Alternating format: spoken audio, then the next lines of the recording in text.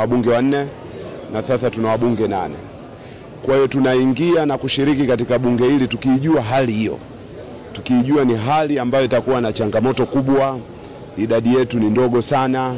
Kwa hiyo hatujaingia katika bunge kutegemea ushindani wa idadi. Tunaingia katika bunge kwa kutegemea ushindani wa hoja.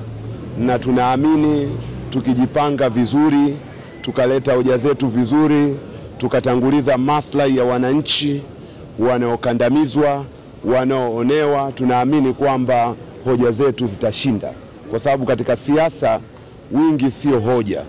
Hoja ni uzito wa hoja yenyewe. Kwa hiyo sisi tuko tayari kwa mapambano ya hoja ndani ya bunge kuhakikisha kwamba bunge linatekeleza wajibu wake pasavyo na kuhakikisha kwamba maslahi ya wananchi yanazingatiwa katika bunge hili. Hilo la kwanza. Bunge limepata sehemu ya uongozi wake kwa sababu bado hatuna naibu spika na bado hatuna wenyeviti wa bunge na viongozi wengine wa bunge. Ni mapema sana kuanza kusema tuna matarajio ya namna gani. Sisi tunamkopesha imani ndugu zungu. Na mtihani wa kwanza tuliompa ni kupitia swali ambalo mimi nimeuliza. Kwa sababu huko nje kuna vilio. Watu hawajaridhishwa na uchaguzi uliofanyika. Watu wanataka demokrasia. Watu wameuawa. Watu wamepoteza ndugu zao. Watu wana machozi mengi. Watu wamepoteza biashara zao. Watu wamezulumiwa ushindi wao.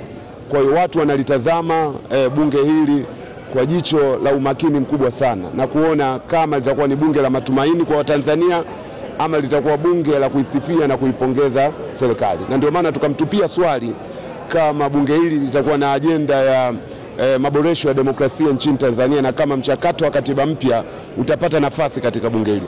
Tunashukuru kwamba amejenga msimamo kwamba bunge hili litakuwa bunge la haki za watu na kwamba mchakato wa katiba mpya utapewa nafasi.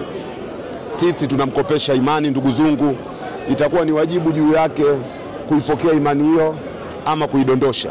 Sisi tutaingia bungeni kutazama mwenendo wa mambo.